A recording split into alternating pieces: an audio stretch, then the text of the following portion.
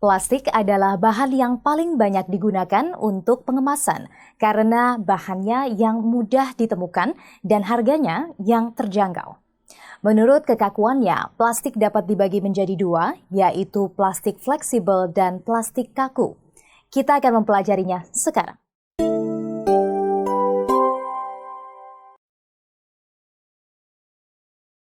Halo rekan-rekan IKM, di video kali ini kita akan mulai masuk pada topik bahan-bahan yang terdapat pada kemasan. Bahan ini cukup banyak dan beragam. Salah satu bahan yang paling banyak digunakan adalah plastik. Karena itu, setelah menonton video ini, diharapkan Anda mampu mengingat tanda jenis plastik pada kemasan. Mari kita lebih mengenal tentang plastik. Plastik memiliki jenis berdasarkan sifat perubahannya, yaitu ada jenis termoplastik dan jenis termoset. Jadi, termoplastik adalah jenis plastik yang menjadi lunak jika dipanaskan dan akan mengeras jika didinginkan. Jadi, jenis plastik ini mampu kembali pada sifat aslinya bila didinginkan. Sedangkan jenis plastik termoset yaitu plastik yang tidak akan melunak jika dipanaskan, namun akan mengarang. Menurut sifatnya, kemasan plastik dibagi menjadi dua, yaitu plastik kemasan kaku dan plastik kemasan fleksibel. Plastik kemasan kaku bersifat keras dan tidak mudah dilenturkan. Anda bisa melihatnya pada kemasan botol plastik, kemasan mika, kemasan galon, dan masih banyak lagi. Sedangkan plastik kemasan fleksibel adalah kemasan yang mudah dilenturkan dan sifatnya lunak. Kemasan ini bisa Anda temukan antara lain pada kemasan makanan ringan.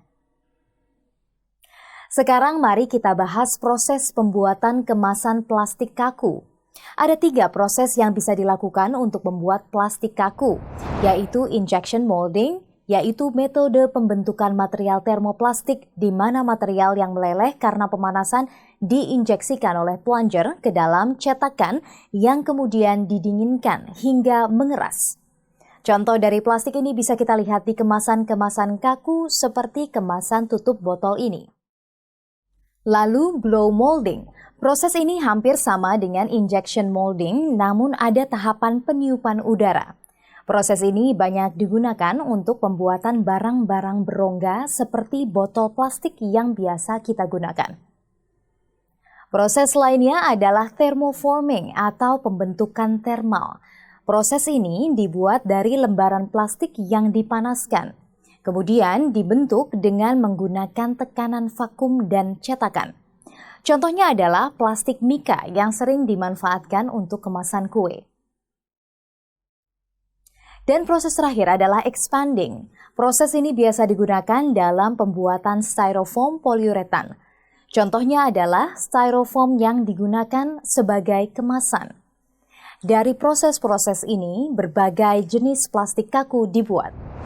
Jenis kemasan plastik yang banyak dan berbeda-beda itu memiliki tanda khusus. Ada 7 tanda jenis plastik yang tersebar di luar sana, yaitu PET, HDPE, PVC, LDPE, PP, PS, dan other.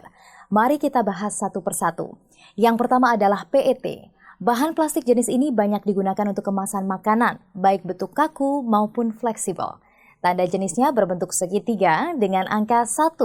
Biasanya kita akan menemukan tanda ini pada botol minuman seperti pada air mineral dan minuman lainnya. Plastik PET cocok digunakan untuk mengemas produk-produk yang memerlukan perlindungan dari uap air dan oksigen. Yang kedua yaitu High Density Polyethylene atau disingkat HDPE. Anda akan menemukan segitiga dengan angka 2 pada produk botol susu dan juga galon air. Jenis plastik ini memiliki sifat bahan yang lebih kuat, keras, buram, dan lebih tahan pada suhu tinggi. Jenis bahan plastik ini adalah salah satu yang aman karena tidak bereaksi dengan makanan yang dikemasnya. Lalu yang ketiga adalah polyvinyl chloride atau disingkat PVC. Bahan plastik jenis ini dapat dibuat dalam bentuk kemasan kaku dan fleksibel. Bahan plastik PVC juga memiliki daya proteksi yang baik terhadap gas uap air. Sekarang tidak digunakan lagi untuk kemasan makanan, tapi kemasan non-makanan masih bisa digunakan. Biasanya kita akan menemukan PVC pada pipa air dan langit-langit rumah. Selanjutnya ada jenis plastik low density polyethylene atau disingkat LDPE. Plastik jenis ini merupakan bahan yang kuat, tembus pandang, fleksibel, dan permukaannya agak berlemak. Selain itu, bahan plastik jenis ini dapat didaur ulang dan baik untuk barang-barang yang memerlukan fleksibilitas namun kuat. Bahan LDPE ini sulit terurai namun baik untuk kemasan makanan karena tidak bereaksi. Tanda dari jenis ini adalah segitiga dengan angka 4. Sekilas tampak sama dengan HDPE tapi LDPE tidak sekuat HDPE. Contohnya kantong plastik es.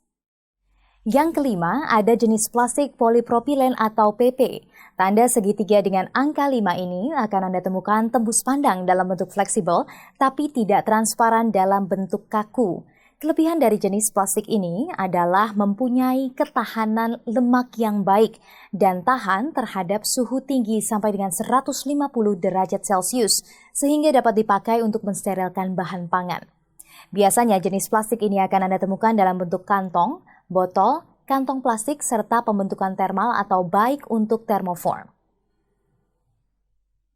Selanjutnya yang keenam adalah polistiren atau PS. Biasanya dibentuk dalam lembaran kemasan fleksibel yang sangat transparan.